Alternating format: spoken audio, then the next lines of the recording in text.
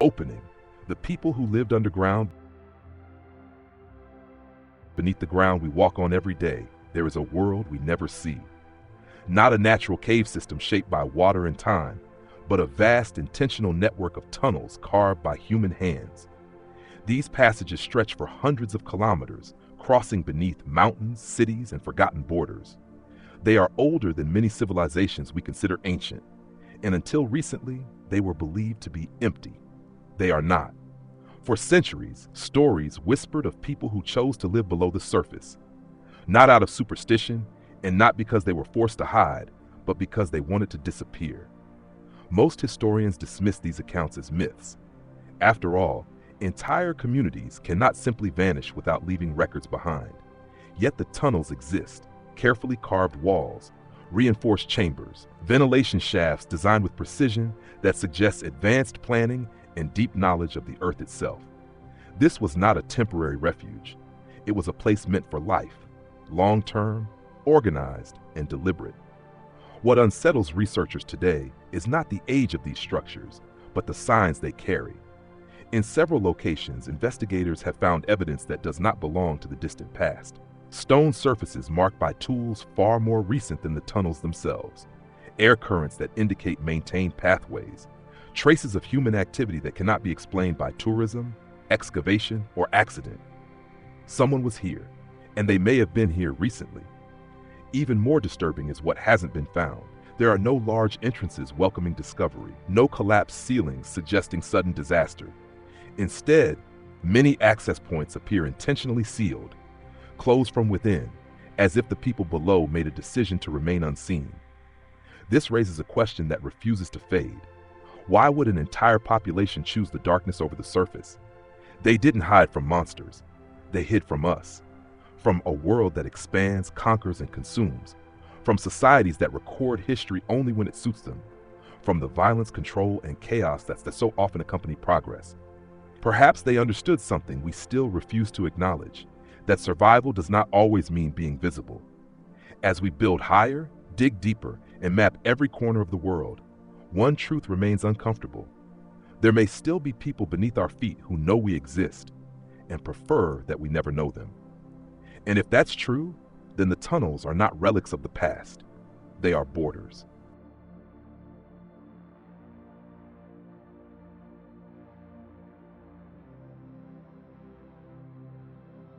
Chapter 1. The Hidden World Below. Long before satellites mapped the surface of the Earth and long before cities stretched toward the sky, humanity learned another way to survive. Downward. Across multiple continents, beneath landscapes that appear ordinary and undisturbed, lies an underground world so vast and so carefully constructed that it challenges everything we assume about ancient societies. This is not a single tunnel. It is not an isolated refuge. It is a system, interconnected, deliberate, and immense. Some sections run beneath modern cities. Others cut through solid rock under mountains, plains, and deserts. In total, the known portions extend for hundreds of kilometers, and researchers believe what has been discovered so far may only be a fraction of the whole. This hidden world was not shaped by erosion or chance. It was built. A network, not a cave. Natural caves are irregular. Their ceilings curve unpredictably, their floors rise and fall, and their walls bear the marks of water and time. The underground passages discovered in these regions are different. Their walls are straight, their angles are precise. Their floors are leveled for long-distance travel. In some places, the tunnels are narrow, just wide enough for a single person to pass through. In others, they open into chambers large enough to house dozens, even hundreds of people at once. These spaces contain carved platforms, alcoves, storage pits, and ventilation shafts that rise toward the surface at carefully calculated intervals. This was not improvisation. It was engineering. The tunnels were designed to be lived in, not merely passed through. Archaeologists have identified zones that appear to have served specific functions: living quarters, communal areas, food storage, and even spaces that suggest ritual or governance. The layout implies social organization, long-term planning, and a deep understanding of subterranean environments. Whoever built this world understood that going underground meant more than digging. It meant redesigning life itself. evidence across continents.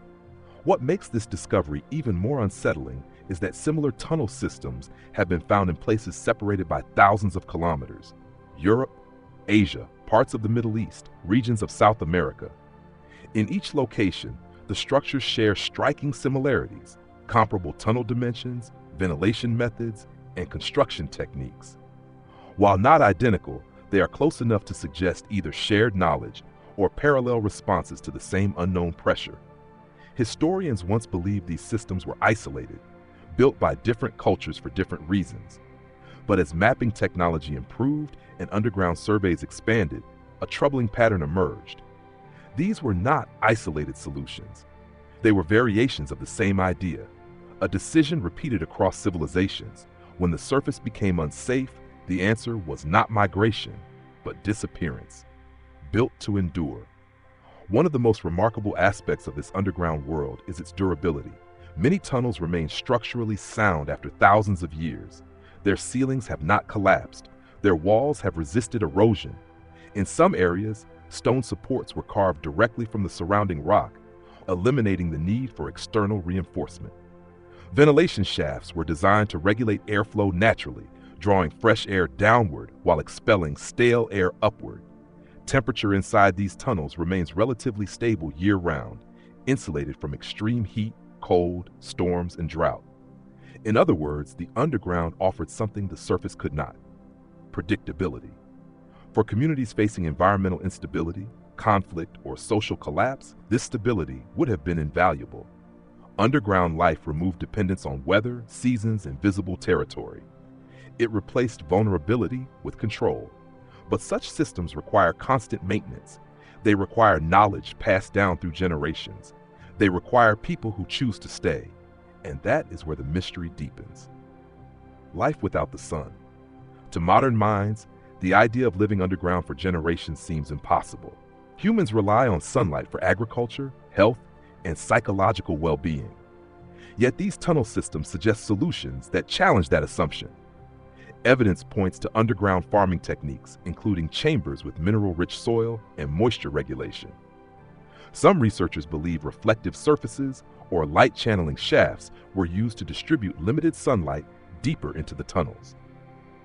Others suggest the use of bioluminescent organisms or early artificial lighting methods, though definitive proof remains elusive. Food storage areas indicate long-term planning rather than short-term survival. Large pits and sealed chambers suggest preservation techniques designed to last through years of isolation. This was not a desperate retreat. It was a sustainable alternative. A world designed to be unseen. Perhaps the most telling feature of this underground civilization is how carefully it avoided detection. Unlike fortresses or walled cities, these tunnels leave almost no trace on the surface. Entrances were small, concealed, and often located in places unlikely to draw attention: inside natural rock formations, beneath dense forests, or hidden within existing structures. There were no monuments, no markers, no signs announcing their presence. Even ventilation shafts were disguised as natural cracks or covered by movable stone. From above, nothing suggested that entire communities lived just meters below. This raises a critical question. If survival was the goal, why not return to the surface when conditions improved? The design suggests that remaining hidden was not temporary, it was essential. The silence of history. One of the most disturbing aspects of the underground world is its absence from historical records. Civilizations recorded wars, famines, rulers, and gods. They documented trade routes and conquests, yet these underground populations, if they existed on such a scale, are barely mentioned. There are no farewell accounts, no warnings, no explanations. It is as if history simply erased them. Some scholars argue that surface societies either didn't notice their disappearance or chose not to record it. Others suggest that these people were never meant to be remembered, that anonymity was part of their survival strategy. To exist underground is to exist outside the narrative of progress, and that may have been the point. A choice, not an accident. The deeper researchers go, the clearer one truth becomes. This underground world was not born from panic. There is no evidence of rushed construction, no signs of chaos or sudden collapse. The tunnels were carved with patience, foresight, and intention.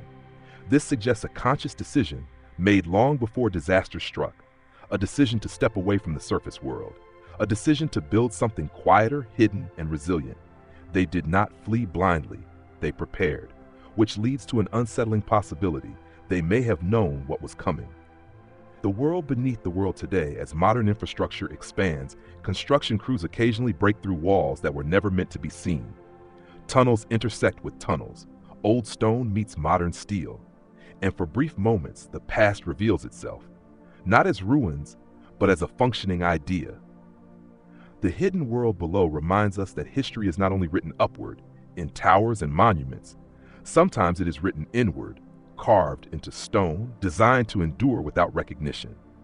These tunnels challenge our belief that progress is always visible, that survival means dominance, that history belongs to those who rise. Some civilizations chose another path. They went underground, and whether they are gone or still there, their world remains beneath our feet, silent, deliberate, and waiting to be understood.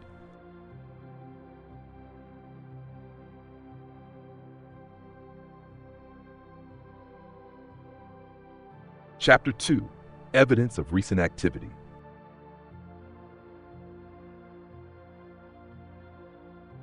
For decades, the underground tunnel systems were treated as relics, impressive, mysterious, but firmly locked in the past. Archaeologists cataloged them the way museums catalog bones: silent, finished, harmless. Whatever purpose these structures once served, it was assumed that their story had ended thousands of years ago. That assumption did not survive closer inspection. As exploration technology improved, ground-penetrating radar, airflow sensors, microcameras, and chemical analysis, researchers began to notice inconsistencies, small details that didn't belong to ancient history, details that refused to stay buried. The deeper they looked, the harder it became to ignore one unsettling conclusion. Some of these tunnels show signs of recent human activity, marks that time should have erased. Stone tells time differently than paper or metal. Tool marks left on rock surfaces soften slowly, eroded by moisture, vibration, and temperature changes. After centuries, edges round, sharp lines blur, distinct patterns fade into the wall itself. But in several tunnel segments, investigators found markings that were wrong. The grooves were sharp, the edges were clean, the surfaces showed minimal weathering. These marks did not match known ancient tools, nor did they align with modern excavation equipment used by archaeologists or construction crews. They appeared intentional, controlled, and recent, cut into stone that should not have been touched in hundreds, if not thousands of years. In some locations, older tool marks were clearly visible beneath newer ones, as if someone had returned to modify or repair existing structures rather than create new ones. This wasn't exploration damage. It wasn't vandalism. It looked like maintenance. Air that moves with purpose. Airflow in underground spaces behaves predictably.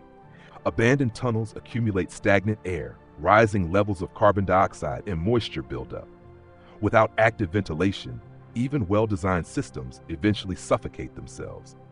Yet in certain tunnel networks, sensors detected consistent airflow patterns that should not exist. Fresh air was being drawn downward, stale air was being expelled upward. Temperature remained stable across long distances. These patterns suggested that ventilation shafts were not only intact, but functional. Even more troubling was the fact that some airflow routes appeared to have been intentionally redirected, blocked in one area, opened in another, as if someone had made decisions about how air should move through the system. Ventilation systems don't adjust themselves. Someone had to be managing them, traces that shouldn't be there. Chemical analysis of tunnel floors revealed organic residues that did not belong to the distant past. Traces of human waste, plant matter, and animal byproducts were found in areas sealed off from surface contamination. Carbon dating produced results that unsettled even the most cautious researchers. Some samples were not ancient. They were measured in decades, not millennia. In one documented case, organic material found deep within a tunnel system dated to the late 20th century. The location was inaccessible without navigating kilometers of underground passages. There were no records of modern expeditions reaching that area, no mining operations, no documented exploration. Yet the evidence remained. Someone had been there. The sealed passages. Perhaps the most disturbing discoveries were not signs of activity, but signs of intentional absence. Numerous tunnel entrances that once connected to the surface were found sealed, not collapsed by earthquakes, not blocked by landslides, but carefully closed. Stone slabs fit precisely into openings. Rubble was stacked in ways that prevented easy access but allowed airflow.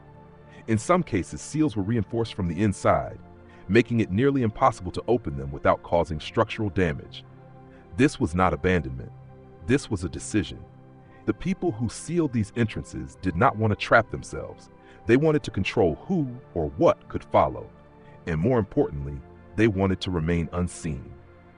No footprints, no camps, no records.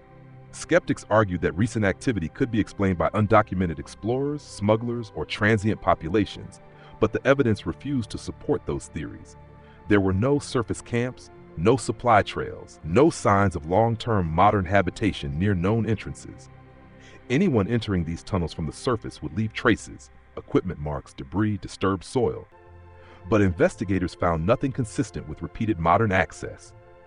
The activity seemed to originate from within the system itself, which raised a chilling possibility. Whoever left these signs may never have returned to the surface. Sound without a source. In several survey missions, researchers reported anomalous acoustic readings, low-frequency sounds traveling through stone, rhythmic vibrations, patterns too regular to be natural. At first, these were attributed to seismic activity or distant machinery, but repeated measurements ruled out nearby industrial sources. The sounds followed tunnel routes rather than geological fault lines. They moved. In some cases, the sounds stopped abruptly when exploration teams advanced. In others, they appeared to change direction, as if responding to movement. No direct visual confirmation was ever made. No voices were heard. But the implication was enough to unsettle experienced professionals. Something was active in the dark, and it did not want to be found. Light in places without light. Perhaps the most controversial reports came from deep zone explorations where artificial lighting systems failed. In total darkness, several team members described faint illumination ahead, dim, diffuse, and quickly extinguished.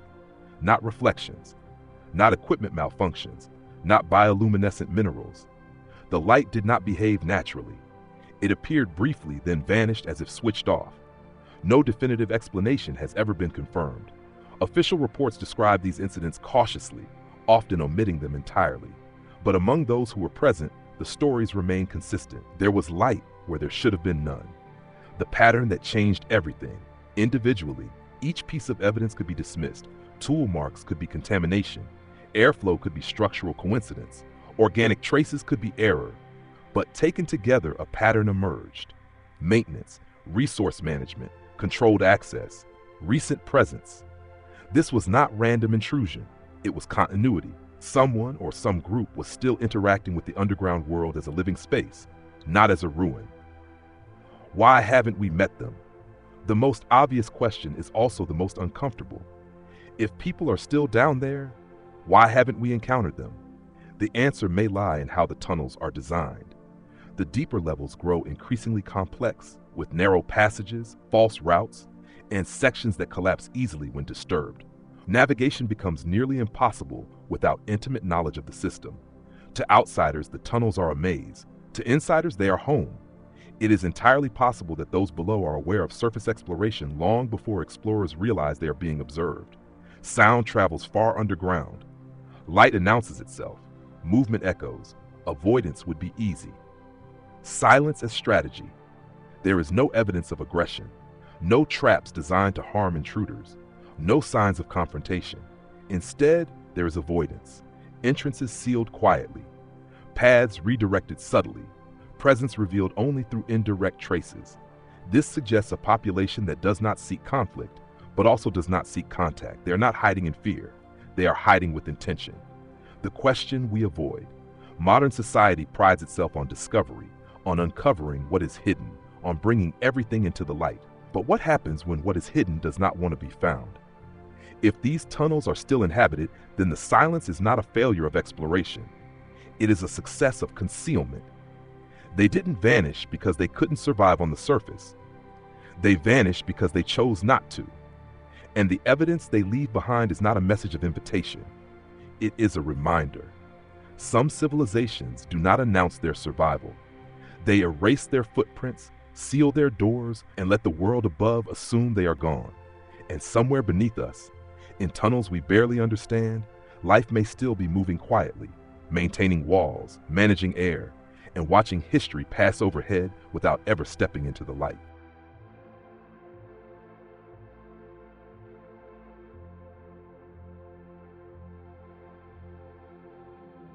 Chapter 3. Why go underground? The question appears simple, almost obvious. Why would an entire community, possibly multiple civilizations, choose to abandon the surface and retreat beneath the earth? To modern thinking, the surface represents freedom, light, expansion, visibility. History itself has been written upward, cities rising, towers climbing, borders spreading outward. Going underground feels like regression, confinement, even surrender. But to those who made that choice, the surface may have represented something very different: danger. When the surface stops being safe. History is not a story of steady progress. It is a record of collapses layered beneath brief moments of stability. Civilizations rise, fracture, and vanish with alarming regularity. Environmental disasters, resource exhaustion, disease, and war have erased entire populations long before they ever reached modern memory.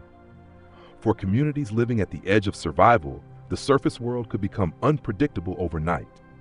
A single drought could destroy crops. A single invasion could erase generations. A single shift in power could turn neighbors into threats. The underground offered insulation from these sudden disruptions.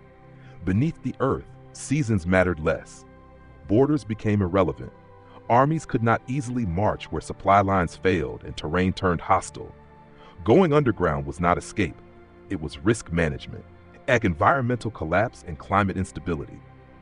Long before industrialization, humans were already vulnerable to climate shifts. Archaeological records reveal repeated periods of sudden cooling, prolonged drought, volcanic winters, and floods that rendered entire regions uninhabitable. For surface communities, adaptation often meant migration. But migration brought conflict, competition, and exposure to new dangers. The underground offered another option: stable temperatures, protection from storms, insulation from prolonged environmental extremes. Once built, underground systems could sustain life even when the surface became hostile. Food could be stored, water could be channeled, air could be regulated. In this context, the tunnels appear less like shelters and more like lifeboats, designed not for brief emergencies but for long-term survival through cycles of collapse. War without end conflict is one of the most consistent features of human history. As populations grew and resources became scarce, warfare became not just a threat, but an expectation. Surface settlements were visible, predictable, vulnerable. Walls could be breached, fields could be burned, cities could be besieged into submission. Underground, visibility disappeared. There were no skylines to target, no roads to follow, no crops to destroy from afar. Even if an enemy knew the tunnels existed, navigating them without intimate knowledge would be nearly impossible. Narrow passages nullified numerical advantage. Ambush favored the defender. Supply lines collapsed in the dark. Going underground was not cowardice. It was strategic invisibility, escaping the gaze of power. But war alone may not explain the scale or secrecy of these systems. Another force loomed above the surface: authority. As societies centralized, power concentrated. Leaders demanded labor, loyalty, taxes, and obedience. Those who lived on the margins were often absorbed, exploited, or erased. To exist on the surface was to be counted, and to be counted was to be controlled. Underground communities escaped census, tribute, and forced service. They existed beyond borders, outside hierarchies that relied on visibility to function. Without monuments, cities, or records, they became administratively invisible. This may explain the near-total absence of historical documentation. They did not disappear because they were forgotten. They disappeared because they refused to be recorded. The psychology of withdrawal. Not all threats are external. Human societies generate internal pressures, competition, violence, inequality, that can become unbearable. Archaeological evidence suggests that even early communities experienced social stratification, conflict, and exploitation. For some, the underground may have represented not fear, but rejection. A decision to step away from cycles of dominance and submission. to build smaller, quieter communities governed by different rules, to trade expansion for stability, growth for endurance. This was not survival at any cost. It was survival on their own terms. Technology, hidden in plain sight. Critics often argue that underground civilizations would require advanced technology beyond what ancient societies possessed. But the tunnels themselves challenge that assumption. These systems were not built overnight. They were carved slowly, deliberately, over generations. Knowledge accumulated, techniques refined, mistakes corrected. What appears advanced may simply be patient. Moreover, underground living does not require constant technological escalation. Once systems are established, ventilation, water management, food storage, maintenance becomes the primary task, and maintenance leaves fewer traces than innovation, which may be why their presence feels so elusive. Fear of the surface. People, one explanation remains deeply unsettling. What if these communities were not hiding from nature, or war, or climate, but from us? From surface societies that expanded aggressively, consumed resources without restraint, and erased cultures that stood in their way. History shows little mercy for those who refused assimilation. To remain visible was to invite conquest. To go underground was to deny it. The quote often associated with these tunnels captures this idea chillingly. They didn't hide from monsters, they hid from us. Preparing for the long view. The most striking feature of underground systems is not their size, but their patience.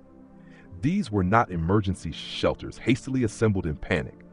They were long-term investments built with the assumption that return to the surface might take generations or might never happen at all. This suggests foresight rarely attributed to ancient societies, a recognition that cycles repeat. That collapse is not an exception, but a rule. That visibility carries risk. By removing themselves from the surface narrative, these communities may have ensured their survival precisely because they refused to compete. A different definition of progress. Modern civilization measures success by expansion, more land, more resources, more visibility. But underground societies appear to have adopted a different metric: stability, continuity, anonymity. They did not seek to dominate the world. They sought to endure it. This reframes the question entirely. The underground was not a step backward. It was an autoritized resilience over recognition, the choice we struggle to accept. The hardest part of this theory is not logistical, it is philosophical. We struggle to accept that entire civilizations might choose obscurity over legacy, that they would willingly remove themselves from history's spotlight, that survival might matter more than being remembered. Yet the tunnels remain, silent, hidden, persistent. They suggest that when faced with a world that grows louder, more violent, and more controlling, some societies did not fight. They withdrew, and in doing so, they may have succeeded where countless surface civilizations failed. The underground was not a last resort. It was a deliberate answer to a question humanity still asks today. How do you survive a world that refuses to slow down? For them, the answer lay beneath the surface, where history's noise fades, power loses its reach, and existence becomes quiet enough to last. Whether they are gone or still watching from below, one thing is certain. They understood something about us long before we were ready to understand ourselves.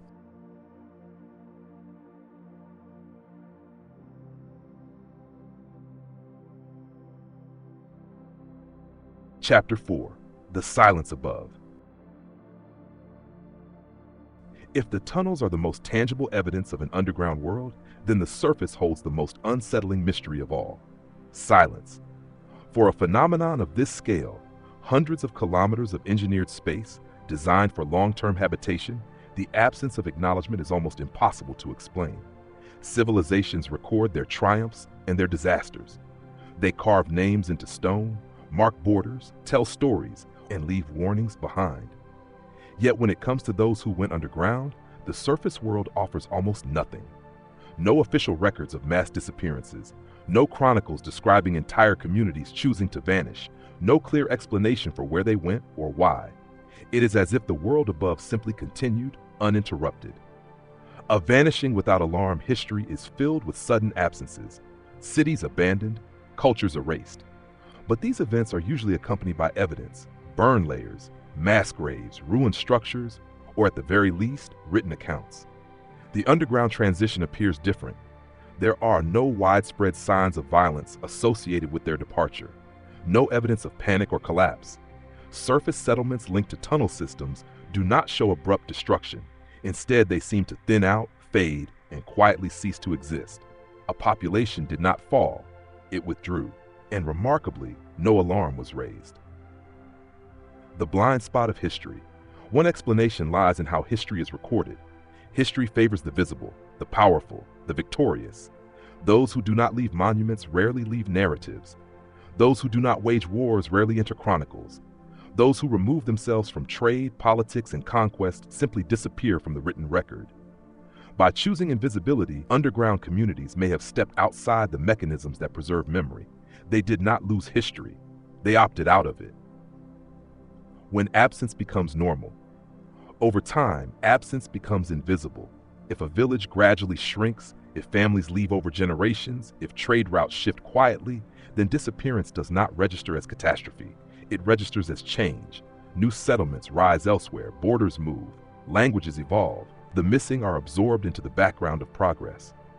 By the time anyone might have noticed the scale of the disappearance, there was no one left to notice. The silence above is not the result of secrecy alone. It is the result of indifference. The surface moves on. Surface civilizations are built on momentum. They adapt, replace, and overwrite. What no longer serves is abandoned. What does not compete is forgotten. If underground communities removed themselves from surface economies and conflicts, they would quickly become irrelevant to those who remained above.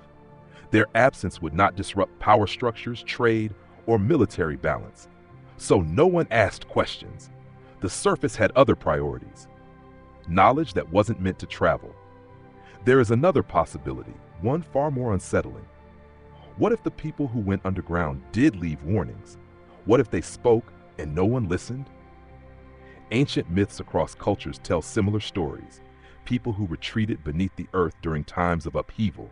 Stories of hidden kingdoms, shadow societies, and worlds below the world. These accounts are often dismissed as metaphor or fantasy, but myths are rarely created from nothing. They are memories that survive when official history refuses to carry them. Perhaps the silence above is not complete. Perhaps it is selective. The cost of knowing. Imagine a surface society discovering that entire populations chose to disappear rather than participate in its systems. What would that imply? That the world above was not safe, that progress was not universal, that civilization itself drove people away. Such knowledge would be destabilizing.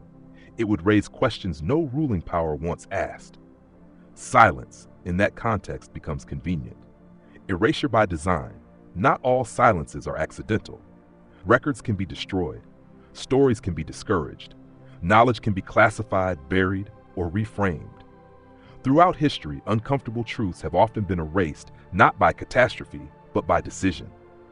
If underground communities represented a rejection of surface authority, their disappearance might have been intentionally minimized or forgotten. Not because they failed, but because they succeeded too well. Living above forgotten foundations. Modern cities unknowingly rise above these tunnels. Foundations are laid, roads are paved, infrastructure expands. Occasionally, construction uncovers stone walls or passages that do not match known structures. These discoveries are documented, labeled, and often sealed again, too complex to explain, too disruptive to pursue. So they are categorized as anomalies. The silence continues. A world that prefers not to look down. There is a psychological discomfort in knowing that beneath us may lie evidence of a different way to live, one that rejected the values we still hold as inevitable. Expansion, visibility, control.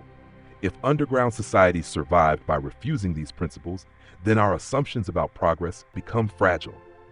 It is easier not to ask, easier to assume they are gone, easier to believe the tunnels are dead. The quiet agreement.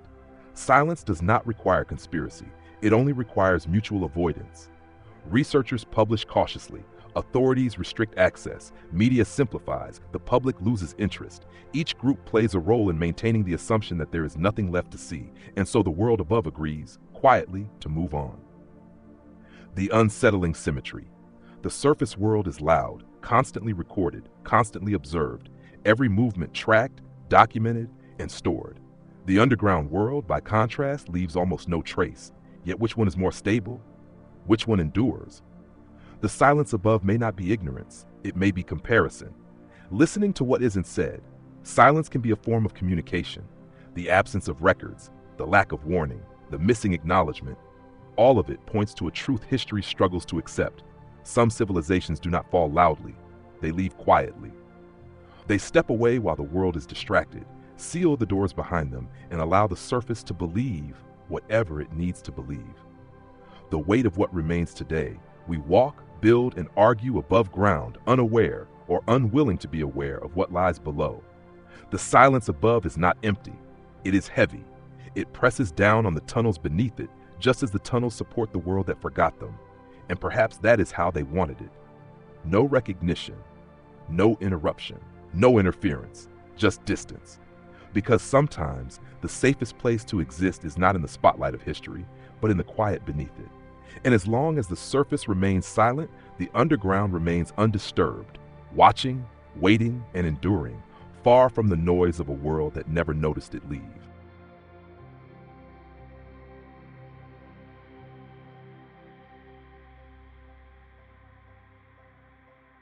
Closing, the uncomfortable question. After the tunnels, the evidence, and the silence, one question remains, quiet, persistent, and impossible to dismiss. If they are still underground, what does that say about us? For centuries, we have believed that survival favors the visible, that those who thrive do so by expanding, building upward, and leaving their mark on the world. History celebrates the loud, the dominant, the recorded. Entire civilizations are measured by how much of themselves they manage to impose on the surface. But beneath our feet lies a contradiction to that belief, a world designed not to be seen. When survival means withdrawal, if underground communities still exist, then their greatest achievement is not engineering or secrecy. It is restraint. They did not compete with surface civilizations. They did not challenge power, claim territory, or demand recognition. Instead, they chose absence. They stepped away from cycles of conquest and collapse that define surface history. In doing so, they may have found a form of survival that surface societies rarely achieve: continuity. While empires rose and fell, borders shifted, and languages vanished, the tunnels endured, quietly, patiently, unchanged. This raises an uncomfortable possibility. Perhaps disappearance was not a failure, but an upgrade. The question we avoid asking, the most unsettling question, is not whether they exist. It is why they left.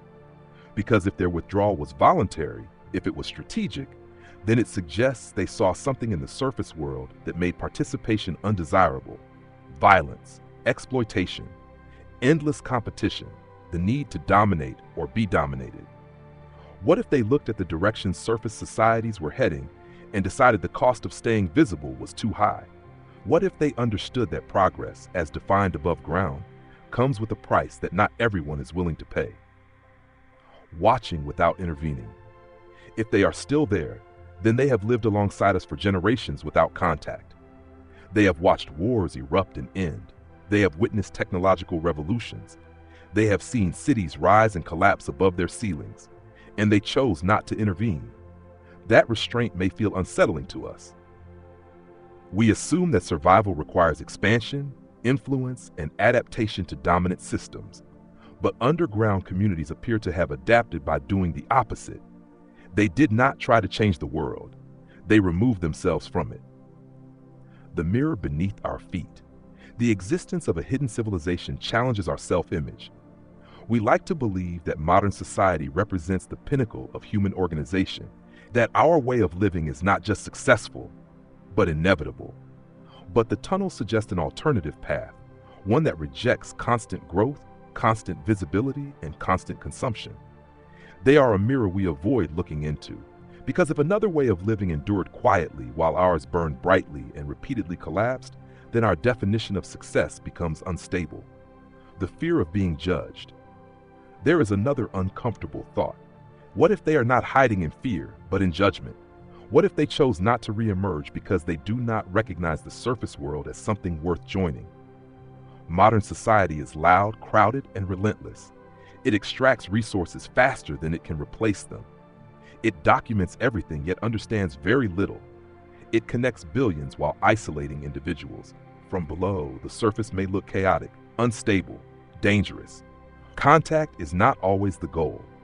We assume that discovery is desirable, that any hidden society would want contact, exchange, or recognition. But that assumption comes from a surface mindset, one that values inclusion only when it happens on its own terms. Underground communities may value distance. They may understand that contact brings exposure, and exposure brings pressure. Once discovered, they would be studied, categorized, politicized, and ultimately controlled. Silence protects autonomy. The question turns inward. At the end of this story, the question is no longer about them. It is about us. If a civilization can survive by withdrawing, what does that say about the world we have built? If staying hidden is safer than being seen, what does that say about how we treat what we discover? If silence is preferable to participation, what does that say about the cost of modern life? These are not comfortable questions. That is why they are rarely asked. The choice that still exists. The tunnels remind us that withdrawal is a choice, not just a consequence. Not everyone has to compete. Not everyone has to conquer. Not everyone has to be visible to exist. Some civilizations chose patience over power. They chose endurance over dominance. They chose to last. The final thought. Whether the underground people are gone or still there, their legacy remains. Not in monuments, not in records, not in names, but in the question they leave behind. A question that lingers beneath our feet, beneath our cities, beneath our assumptions. If survival does not require visibility, if history does not belong only to those who rise, if disappearing can be a form of success, then perhaps the most unsettling realization is this. They didn't hide because they were weak. They hid because they understood us. And as long as we continue to expand without reflection, consume without restraint, and record without listening, they may remain exactly where they are, silent, unseen, and enduring, watching a world above that never noticed the moment they chose to leave.